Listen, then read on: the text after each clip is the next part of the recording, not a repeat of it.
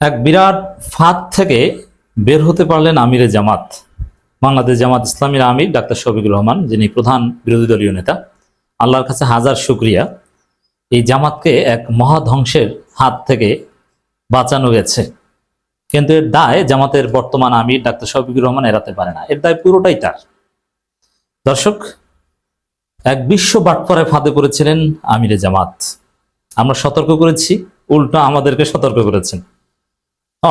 অনেক নেতা আমির জামাতের আশেপাশে যারা থাকেন তারা আমাদেরকে বুঝিয়েছেন যে না, তিনি কি একদম কিছু বুঝেন না, তোমরা এটা নিয়ে বাড়াবাড়ি করো। দর্শক, কথা বলছি আমির জামাতের সেই পররাষ্ট্র উপদেষ্টা, কথিত প্রফেসর, ভুয়া পিএইচডি মাহমুদুল হাসানকে নিয়ে। তো দর্শক, এই লোক জামাতের বড় ক্ষতি অলরেডি করে ফেলেছে। জাতির সামনে আমিরে জামাতকে বিরোধী দলীয় গৃহপালিত নেতা হিসেবে উপস্থাপন করেছেন এই বাটপার মাহমুদুল হাসান, এবং এর দায় পুরোটাই আমিরে জামাতের। তিনি এই ক্ষেত্রে ব্যর্থ এবং এর দায় তাকে নিতে হবে। শুধু এই দায় না, অনেক দায় ডাক্তার শফিকুর রহমানকে নিতে হবে। তিনি যদি নিজের ভুল সংশোধন না করেন তাহলে সামনে তার কঠিন পরিস্থিতি আসবে। হ্যাঁ, তিনি জামাতকে অনেক বড় সংগঠন করেছেন, আকাশচুম্বী উচ্চতায় নিয়েছেন, ইতিহাসের শ্রেষ্ঠতম পর্যায়ে জামাত আছে। কিন্তু আমির জামাতের একটা দায়, তার কিছু নীতির কারণে জামাত তার মূল শক্তি রুহানিয়াত হারিয়েছে। সেই জায়গা থেকে জামাত অনেক দূরে চলে গিয়েছে। দেখেন, জামাত একটা রুহানিয়াত ভিত্তিক, একটা তাকওয়া ভিত্তিক সংগঠন। এখানে বাটপার অথবা টাকা পয়সা দিয়ে হোক, যেভাবে হোক, বাটপার, অসৎ লোক, ধর্ষক, এদের কোনো স্থান জামাতের চতুর্সীমানায় হতে পারে না। কিন্তু জেনে শুনে এরকম একজন বিশ্ব বাটপার, একজন ধর্ষককে, একজন প্রতারককে আমিরে জামাত তার উপদেষ্টা হিসেবে নিয়োগ দিয়েছেন। আপনি চিন্তা করেন এই পদটার ভার কত। আমিরে জামাতের উপদেষ্টা। উপদেষ্টা মানে কি? যিনি উপদেশ দিবেন। এর মানে আমিরে জামাতকে উপদেশ দিবেন। কে উপদেশ দিবেন? এক বিশ্ব বাটপার এবং ধর্ষক, এবং যিনি যুবলীগের পিছনে ঘুরেছেন, হাসিনার স্বরাষ্ট্রমন্ত্রীর পিছনে ঘুরেছেন, মানে এক পেশাগত বাটপার। জেনে শুনে এরকম একজন লোকের কাছ থেকে উপদেশ নিবেন, এরকম একজন লোক হচ্ছে উপদেষ্টা। এই সংগঠনের রুহানিয়ত বলতে কিছু থাকে? জামাতের রুহানিয়ত ধ্বংসের দায় নিতে হবে ডাক্তার শফিকুরকে। তিনি এই দায় এড়াতে পারে না। কারণ এই মাহমুদুল হাসান এর যে গোমর সব ফাঁস হয়েছিল, পত্রিকার কাটিং, প্রয়োজনীয় তথ্য প্রমাণ সবকিছু আমরা উপস্থাপন করেছিলাম লিখিতভাবে। আমরা তো ভিডিও বক্তব্য দিই, এছাড়া লিখিতভাবেও জামাতকে জানানো হয়েছিল যে আপনি যাকে পররাষ্ট্র উপদেষ্টা বানিয়েছেন তার অবস্থা হচ্ছে এই। কিন্তু সেটা কানে নেয় নাই, এবং তখন এগুলো অস্বীকারও করে নাই। তখন জামাত আমাদেরকে বুঝিয়েছিল যে তিনি বেতনভুক্ত উপদেষ্টা, অতএব এটা সমস্যা না। হ্যাঁ, এটাই সমস্যা। এই বেতনভুক্ত উপদেষ্টা এরকম দুশ্চরিত্রা একজন লুচ্চাকে নিয়োগ দিয়ে, একজন বাটপারকে নিয়োগ দিয়েছেন। এটা জামাতকে ধ্বংস করেছে, জামাতের রুহানিয়তকে ধ্বংস করেছে। এ দায়, আই রিপিট, ডাক্তার শফিকুর রহমানকে নিতে হবে। ডাক্তার শফিকুর রহমান আমির এই বলে তাকে ব্ল্যাঙ্ক চেক দিবেন উল্টাপাল্টা কাজের, তাহলে আপনি জামাতকে ধ্বংস করবেন না। তাকে জবাবদিহি করতে হবে জেনে শুনে। এরকম যদি হতো না, তিনি যে বাটপার এটা জানতেন না, কিন্তু যাতে তাকে জানানো হয়েছে, লিখিতভাবে তথ্য প্রমাণ দেওয়া হয়েছে, তারপরে সেটা আমলে নেননি। এর মানে ইচ্ছাকৃতভাবে আপনি সংগঠনের রুহানিয়ত ধ্বংস করেছেন, একজন ধর্ষককে প্রশ্রয় দিয়েছেন। দুনিয়ায় জবাবদিহি করতে হবে এবং আখিরাতেও জবাবদিহি করতে হবে। এই সংগঠনের রুহানিয়ত ডাক্তার শফিকুর রহমান ধ্বংস করছেন। এই জন্য তো কি করেছেন? এই উদাসীনতার জন্য এখন কি হয়েছে দেখেন। আপনারা দেখেছেন, আমি আলোচনা করেছিলাম যে আমিরে জামাত নাকি চিঠি দিয়েছেন ডক্টর খলিলুর রহমানকে, পররাষ্ট্রমন্ত্রীকে, যে তার এই পররাষ্ট্র উপদেষ্টা সাবেক, তাকে মন্ত্রীর মর্যাদায় পররাষ্ট্র মন্ত্রণালয়ে নিয়োগ দেওয়া হোক। তাতে কি হবে? পররাষ্ট্রনীতির ভারসাম্য আসবে, অমুক তমুক ইত্যাদি ইত্যাদি। এখন এইটার ব্যাখ্যা কি দাঁড়িয়েছিল? যে ডাক্তার শফিকুর রহমান পররাষ্ট্রমন্ত্রী, যেই মন্ত্রীর পদত্যাগের দাবিতে আন্দোলন করেছে জামাত, সেই মন্ত্রীর কাছে এখন চাকরি চায়, মন্ত্রী মর্যাদায়। তাও এর অর্থ বিরোধী দলীয় গৃহপালিত নেতা। অলরেডি এটা এস্টাবলিশড হয়ে গেছে, মানুষ সিসি করছে জামাতকে। যেটাকে ডাক্তার শফিকুর রহমান কি, এটা তো একটা স্রেফ শেষরামি।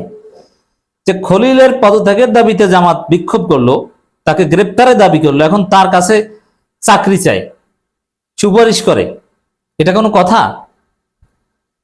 অলরেডি কিন্তু এটা এস্টাবলিশড হয়ে গিয়েছে। কিন্তু কিছুক্ষণের মধ্যেই খবর বেরোলো যে না, আসলে আমিরে জামাত ওই চিঠি দেননি।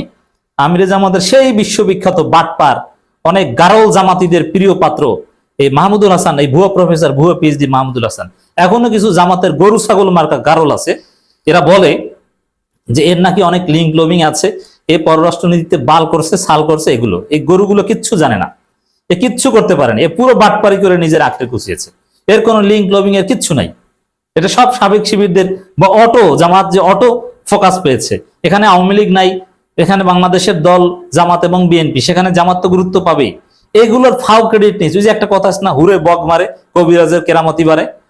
তো এই এই ভুয়া কবিরাজ হচ্ছে এই মাহমুদুল হাসান, এই স্রেফ বাটপার এক কিসিমের একজন লোক। এই এক ধরনের জামাতি একটা সিন্ডিকেট তাকে এই চাকরির ব্যবস্থা করেছে।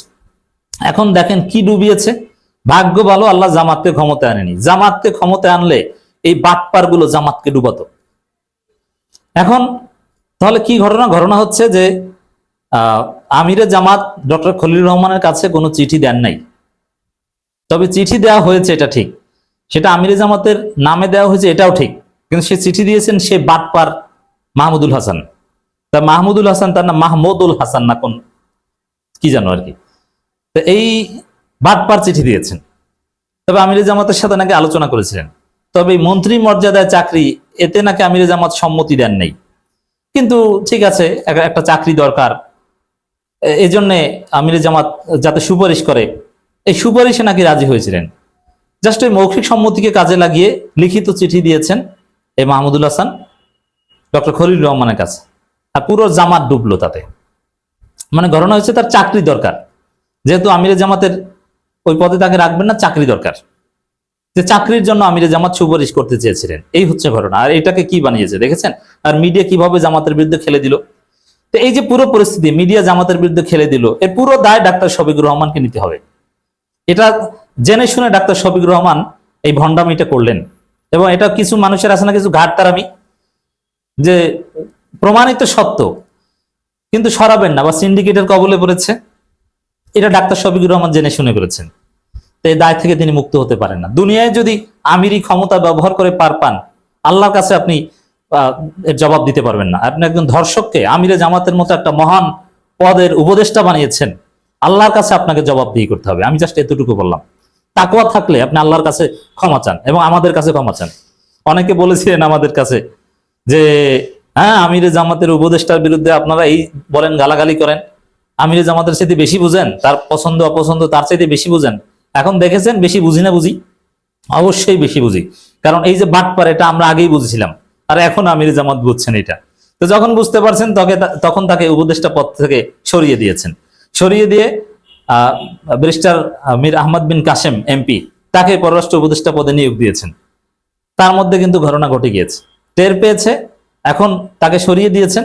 অথচ এটা সরিয়ে দেওয়ার কথা ছিল মোহাম্মদ ইশরাক। আমরা যখন এটা নিয়ে তীব্র প্রতিবাদ করেছিলাম যে এরকম একজন ধর্ষক, বাটপার এবং ভুয়ো পিএইচডি, ভুয়ো প্রফেসর, তিনি কিছুতেই আমিরে জামাতের উপদেষ্টা হতে পারেন না, তখনই তাকে সরিয়ে দেওয়া উচিত ছিল, কিন্তু দেন নাই।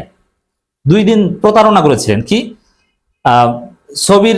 ছবি থেকে ক্রপ করে গণমাধ্যমে ছবি পাঠাতেন পররাষ্ট্র মানে ডিপ্লোম্যাটিক মিটিং এর, যেমন একটা ভাব যে না তাকে তো সরিয়ে দেওয়া হয়েছে, অথচ সরিয়ে দেওয়া হয়নি। এই যে ক্রপ করে মাহমুদুলকে আলাদা করে দেওয়া, এটাও ছিল একটা প্রতারণা আমিরে জামাতের অফিসের। এই প্রতারণা করেছে, তা এর শাস্তি তো পেতে হবে। রুহানিয়ত ভিত্তিক একটা সংগঠনকে এভাবে প্রতারণার একটা বিষয়বস্তুতে পরিণত করেছে। তো দর্শক, এই মাহমুদুল হাসান এই কাণ্ড ঘটিয়েছে, চাকরির জন্য এই চিঠি দিয়ে এই তোলপাড় সৃষ্টি করে দিয়েছে। অথচ আমিরে জামাত এটার অনুমতি দেননি, তিনি চিঠি লেখেননি, কিন্তু নাম হয়েছে তার। অবশ্যই দায় আমিরে জামাতকে নিতে হবে। এখন এই যে বাটপার, এই বাটপার মাহমুদুল এ চাকরির জন্য রেকমেন্ডেশন চায়, আবার নামের পিছনে লাগায় প্রফেসর। আরে বাটপারের ঘরের বাটপার, শালার বেটা শালা, তুই যদি প্রফেসর হও তুই প্রফেসর গিরি কর, তুই এখন আবার চাকরি খুঁজিস কেন পররাষ্ট্র মন্ত্রণালয়ে? তুই এতবারও তুই আমির জামাতের রেকমেন্ডেশন চাও কেন? তুই নিজের যোগ্যতায় প্রফেসর গিরি কর, কচুর প্রফেসর। কোথাও কোনো চাকরি, এর কোনো খাওয়া নাই। জামাতকে ভুলভাল বুঝিয়ে জামাতের একটা সিন্ডিকেটকে টাকা পয়সা খাওয়াইয়ে আমির জামাতের উপদেষ্টাগিরি করেছে এবং হুরে বগমারে কবিরাজের কেরামতি নিয়েছে।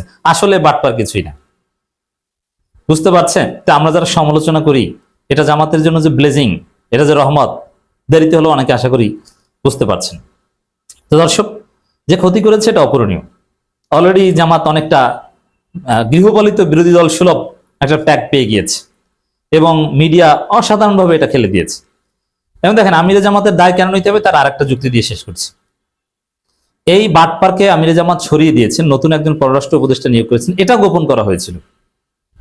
তো এটা গোপন করার ফলেই কিন্তু এখন এই কাণ্ডটা ঘটাতে পেরেছে এই মাহমুদুল।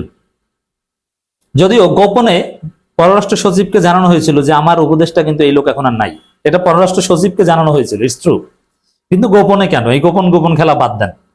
তা আমিরে জামাত আশা করি এখান থেকে তওবা করে ফিরে আসবেন এবং তাহাজ্জুদের জায়নামাজে তিনি কান্না করে আল্লাহর কাছে ক্ষমা চাইবেন যে আমি জেনে শুনে একজন ধর্ষককে জামাতের আমিরের মতো, হ্যাঁ অনেকটা প্রমাণিত ধর্ষক অথবা অভিযুক্ত, আপনি অভিযুক্ত এই কথাটাও যদি বলেন, এরকম একজন কলঙ্কিত ব্যক্তি, একজন বাটপার যে যুবলীগের পিছনে ঘুরেছে, যে স্বরাষ্ট্রমন্ত্রীর পিছনে ছাতা নিয়ে ঘুরেছে, সেই লোককে এই আমার উপদেষ্টা বানিয়েছে, যেন আল্লাহর কাছে আমি ক্ষমা চাই। আমি ডাক্তার শফিকুর রহমানকে অ্যাটলিস্ট আল্লাহর কাছে ক্ষমা চাওয়ার পরামর্শ দিচ্ছি, নইলে আল্লাহর কাছে জবাবদিহি করতে হবে। এই বাটপারের ড্রেস সেন্স দেখলে আমার বমি আসে। মানে কি বিশ্রী ড্রেস! এই লোক কিভাবে উপদেষ্টা হয়? এই লোকের যে কোনো মেধা জ্ঞান কিছু নাই, এটা তো চেহারা দেখলেই বোঝা যায়। থার্ড ক্লাস ইতর কোথাকার।